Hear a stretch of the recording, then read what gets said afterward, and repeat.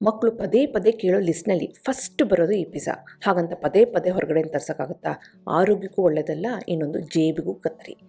ಹಾಗಾಗಿ ಮನೆಯಲ್ಲೇ ಯಾವುದೇ ಫ್ಯಾನ್ಸಿ ಇಂಗ್ರೀಡಿಯೆಂಟ್ಸ್ ಉಪಯೋಗಿಸ್ತಾರೆ ಸಿಂಪಲ್ಲಾಗಿ ಚಪಾತಿ ದಾಲ್ ಮಾಡೋಕ್ಕಂತೂ ಸುಲಭವಾಗಿ ಈ ಪಿಜ್ಜಾನ ಮಾಡ್ಬೋದು. ಅದು ಹೇಗೆ ಅಂತ ನೋಡೋಣ. ನಾನು ಆಶಾ, ನಿಮಗೆಲ್ಲರಿಗೂ ಅಡುಗೆ ಸಾಧನಕ್ಕೆ ಸ್ವಾಗತ.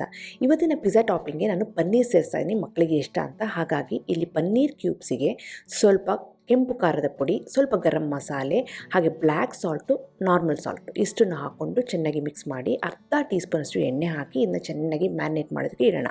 ಪನ್ನೀರ್ ಮಕ್ಕಳಿಗೆ ಬಹಳ ಇಷ್ಟ ಅಲ್ವಾ, ಇದು ಆಪ್ಷನ್, ಬೇಕು ಅಂದರೆ ಹಾಕ್ಬೋದು, ಹಾಕಿದರೆ ಇಷ್ಟಪಟ್ಟು ತಿಂತಾರೆ. ಈಗ ಪನ್ನೀರನ್ನ ಮ್ಯಾರಿನೇಟ್ ಮಾಡೋದಕ್ಕೆ ಸೈಡಿಗೆ ಇಡೋಣ, ಅದೊಂದು 10 ನಿಮಿಷ ಹಾಗೆ ಇರಲಿ. ಈ ಸೈಡ್ನಲ್ಲಿ ಚಪಾತಿ ಹಿಟ್ಟನ್ನು ಕಲಸಿಟ್ಟಿದ್ದೀನಿ. ಮಾಮೂಲಿ ಗೋಧಿ ಹಿಟ್ಟಿಗೆ ಉಪ್ಪು ಹಾಕಿ ಹೇಗೆ ಕಲಿಸ್ತಿರೋ ಚಪಾತಿಗೆ ಅದೇ ಹಿಟ್ಟನ್ನು ಕಲಸಿ ರೆಡಿ ಮಾಡಿಟ್ಟಿದ್ದೀನಿ. ಇವಾಗ ಇದನ್ನು ಚಪಾತಿಯಾಗಿ ಲಟ್ಟಿಸ್ಕೊಳ್ಳೋಣ. ಈ ಬಾರಿ ನಾವು ಚಪಾತಿನಾಗಿ ಲಟ್ಟಿಸ್ಕೋಬೇಕಾದ್ರೆ ಇದನ್ನು ಸ್ವಲ್ಪ ದಪ್ಪವಾಗಿ ಲಟ್ಟಿಸ್ಕೊಂಡ್ರೆ ಒಳ್ಳೆಯದು. ಮಾಮೂಲಿಯಾಗಿ ನಾವು ರೋಟಿ ಚಪಾತಿ ಮಾಡಬೇಕಾದ್ರೆ ಸ್ವಲ್ಪ ತೆಳ್ಳಗೆ ಮಾಡ್ತೀವಲ್ವಾ, ಈ ಪಿಜ್ಜಾಗೆ ಅಂತ ಮಾಡಬೇಕಾದ್ರೆ ಸ್ವಲ್ಪ ದಪ್ಪಕ್ಕೆ ಮಾಡಿದರೆ ಚೆನ್ನಾಗಿ ಕನ್ವೀನಿಯೆಂಟಾಗಿರುತ್ತೆ, ಚೆನ್ನಾಗಿರುತ್ತೆ. ಪರವಾಗಿಲ್ಲ, ನಾನು ತೆಳ್ಳಗೆ ಬೇಕು ಅಂದರೆ ತೆಳ್ಳಗೂ ಸಹ ಮಾಡ್ಕೋಬೋದು, ಆದರೆ ನೀವು ಸ್ವಲ್ಪ ಬೇಯಿಸ್ಬೇಕಾದ್ರೆ ನೋಡ್ಕೊಂಡು ಬೇಯಿಸಬೇಕು. ಇವಾಗ ಸ್ವಲ್ಪ ದಪ್ಪಕ್ಕೆ ನಾನೀಗ ಲಟ್ಟಿಸ್ಕೊಳ್ತಾ ಇದ್ದೀನಿ. ಈ ಪಿಜ್ಜಾ ವಿಶೇಷ ಏನು ಅಂದರೆ ಮೈದಾ ಉಪಯೋಗಿಸ್ತಿಲ್ಲ, ಈಸ್ಟ್ ಉಪಯೋಗಿಸ್ತಿಲ್ಲ.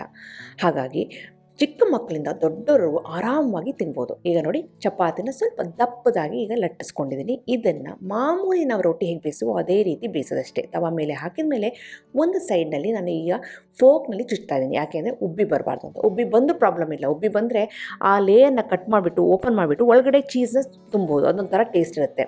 ಉಬ್ಬಿ ಬರಬಾರ್ದು ಅಂತ ಈ ರೀತಿ ಮಾಡ್ತಾಯಿದ್ದೀನಿ. ಎರಡೂ ಬದಿನೂ ಸ್ವಲ್ಪ ಬೇಯಿಸ್ಕೊಳ್ಳೋಣ. ಒಂದು ಬದಿ ಒಂದು 90% ಮಾತ್ರ ಬೇಯಿಸ್ಕೊಳ್ಳಿ, ಇನ್ನೊಂದು ಬದಿ ಫುಲ್ ಬೇಯಿಸ್ಕೊಳ್ಳಿ. ಈಗ ಚಪಾತಿ ರೆಡಿಯಾಗಿದೆ. ಯಾವ ಬದಿ ಫುಲ್ ಬೆಂದಿದೆಯೋ ಅದನ್ನು ಮೇಲೆ ಹಾಕ್ಬಿಟ್ಟು 90% ಬೆಂದಿರೋದನ್ನ ಕೆಳಗಡೆ ಇಟ್ಬಿಟ್ಟು ಮೇಲ್ಗಡೆ ನಾನು ಪಿಜ್ಜಾ ಸಾಸ್ ಹಾಕ್ತಾಯಿದ್ದೀನಿ. ಪಿಜ್ಜಾ ಸಾಸು, ಪಾಸ್ತಾ ಸಾಸ್ ಸಿಗುತ್ತಲ್ಲ, ಅದನ್ನು ಹೊರಗಡೆಯಿಂದನೂ ತಂದು ಹಾಕ್ಬೋದು. ಬೇಡ ಅಂದರೆ ಮನೆಯಲ್ಲಿ ಮಾಡೋದು ಹೇಗೆ ಅಂತ ನಾನು ವೀಡಿಯೋ ಹಾಕಿದ್ದೀನಿ. ಮನೆಯಲ್ಲಿ ಮಾಡಿರೋಂಥ ಸಾಸ್ನೂ ಸಹ ನೀವು ಸೇರಿಸ್ಬೋದು. ಈಗ ಇನ್ನೂ ನಾನು ಫ್ಲೇಮನ್ನು ಆನ್ ಮಾಡಿಲ್ಲ, ಫ್ಲೇಮ್ ಆಫ್ ಆಗೇ ಇದೆ. ಚಪಾತಿ ಬೆಂದಾದಮೇಲೆ ಅದ್ರ ಮೇಲೆ ಪಿಜ್ಜಾ ಸಾಸ್ ಹಾಕಿ ಆಮೇಲೆ ಮೊಸರೆಲ್ಲಾ ಚೀಸನ್ನು ಸೇರಿಸ್ತಾ ಇದ್ದೀನಿ. ಮೊಸರೆಲ್ಲಾ ಚೀಸನ್ನು ಸೇರಿಸಿ ತುಂಬ ಚ್ಯೂವಿಯಾಗಿ ಬರುತ್ತೆ, ಮಕ್ಕಳಿಗೆ ಇಷ್ಟ ಆಗುತ್ತೆ. ನಿಮ್ಮ ಇಷ್ಟದಂತೆ ಮೇಲೆ ಟಾಪಿಂಗ್ಸ್ನ ಅರೇಂಜ್ ಮಾಡ್ಕೊಂಡು ಹೋಗ್ಬೋದು. ನಾನಿವತ್ತು ಕ್ಯಾಪ್ಸಿಕಮ್ಮು ಹಾಗೆ ಆನಿಯನ್ ಪೀಸಸ್ನ ಸೇರಿಸ್ತಾ ಇದ್ದೀನಿ, ಜೊತೆಗೆ ಪನ್ನೀರ್ ಕ್ಯೂಬ್ಸ್ನು ಸೇರಿಸ್ತಾ ಇದ್ದೀನಿ. ನಿಮ್ಮ ಮಕ್ಕಳಿಗೆ ಇಷ್ಟ ಆದರೆ ಕಾರ್ನ ಸೇರಿಸ್ಬೋದು, ಅಥವಾ ಜಾಲಪಿನೋ ಸಿಗುತ್ತೆ ನೋಡಿ ಅಂಗಡಿಯಲ್ಲಿ, ಅದನ್ನು ಸೇರಿಸ್ಬೋದು. ಆಲಿವ್ ಸೇರಿಸ್ಬೋದು, ಏನು ಬೇಕಾದರೂ ಸೇರಿಸ್ಬೋದು. ಟೊಮೆಟೊ ಸೇರಿಸ್ಬೋದು. ಕ್ಯಾಪ್ಸಿಕಮಲ್ಲಿ ಕಲರ್ಫುಲ್ ಕ್ಯಾಪ್ಸಿಕಮ್ನ ಸೇರಿಸ್ಬೋದು. ಈಗ ನೋಡಿ, ಕ್ಯಾಪ್ಸಿಕಮ್ ಆದಮೇಲೆ ಆನಿಯನ್ ಹಾಕಿದ ಮೇಲೆ ಮ್ಯಾರಿನೇಟ್ ಆಗಿರೋಂಥ ಪನ್ನೀರ್ ಕ್ಯೂಬ್ಸನ್ನು ಈ ರೀತಿ ಅರೇಂಜ್ ಮಾಡ್ತಾಯಿದ್ದೀನಿ. ಮತ್ತೆ ಮೇಲೆ ಸ್ವಲ್ಪ ಚೀಸನ್ನು ಸೇರಿಸ್ತಾಯಿದ್ದೀನಿ. ಚೀಸನ್ನು ಸಹ ನಿಮಗೆ ಎಷ್ಟು ಬೇಕೋ ಅಷ್ಟನ್ನು ಹಾಕೋಬೋದು. ಮನೆಯಲ್ಲಿ ಮಾಡೋದ್ರಿಂದ ಫುಲ್ ನಮ್ಮ ಕಂಟ್ರೋಲಲ್ಲೇ ಇರುತ್ತೆ. ಯಾವ ಇಂಗ್ರೀಡಿಯೆಂಟ್ಸ್ ಬೇಕು ಅದನ್ನ ಸೇರಿಸ್ಬೋದು. ಮೇಲ್ಗಡೆ ಸ್ವಲ್ಪ ಆರಿಗ್ಯಾನೋ ಪೌಡರನ್ನು ಉದಿಸ್ಬಿಟ್ಟು ಮುಚ್ಚಿಬಿಟ್ಟು ಫ್ಲೇಮನ್ನು ಈಗ ಆನ್ ಮಾಡಿ ಇದನ್ನು ಆ ಚೀಸ್ ಕರ್ಗೋವರೆಗೆ ಇಟ್ಟರೆ ಸಾಕಷ್ಟೇ. ಕೆಳಗಡೆ ಚಪಾತಿ 90% ಬೆಂದಿದೆ, ಇವಾಗ ಇನ್ನು 10% ಚೆನ್ನಾಗಿ ಬೆಂದಿರುತ್ತೆ. ಇವಾಗ ನೋಡಿದರೆ ಪರ್ಫೆಕ್ಟ್ ಆಗಿರೋಂಥ ಪಿಜ್ಜಾ ರೆಡಿಯಾಗಿದೆ. ಚೀಸು ಚೆನ್ನಾಗಿ ಮೆಲ್ಟ್ ಆಗಿದೆ.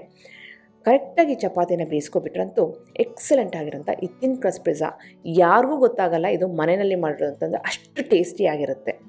ಚಪಾತಿನ ಸ್ವಲ್ಪ ದಪ್ಪದಾಗಿ ಲಟ್ಟಿಸ್ಕೊಳ್ಳಿ, ಕರೆಕ್ಟಾಗಿ ಬೇಯಿಸ್ಕೊಬಿಟ್ಟು ಆಮೇಲೆ ಟಾಪಿಂಗ್ನ ಹಾಕಿ ಈಗ ಎಕ್ಸಲೆಂಟ್ ಆಗಿರೋ ಪಿಜ್ಜಾ ರೆಡಿ.